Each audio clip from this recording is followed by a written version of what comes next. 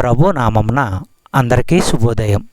ఈరోజు దేవుని వాగ్దానం ఏమనగా కీర్తనలు 139వ అధ్యాయము 14వ వచనము.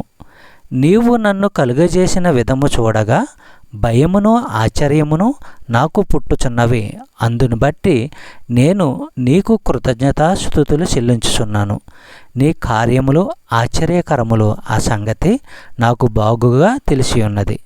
సహోదరులారా, దావీదు భక్తుడు దేవునికి కృతజ్ఞతాస్తుతులు చెల్లిస్తున్నాడు. ఎందుకంటే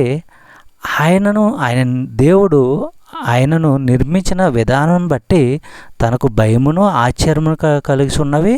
అలాగే ఆయన చేసిన ఆశ్చర్యకరమైన కార్యమును బట్టి ఆయన ఎంతగానో కృతజ్ఞతాస్తుతులు చెల్లించుచున్నాడు.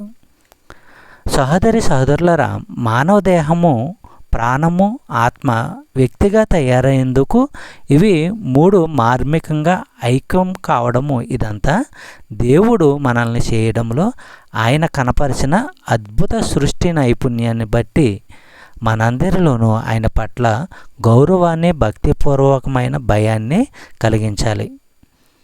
చెప్పబడిన వాగ్దానము దేవుడు దీవించి ఆశీర్వదించును గాక. ఆమేన్.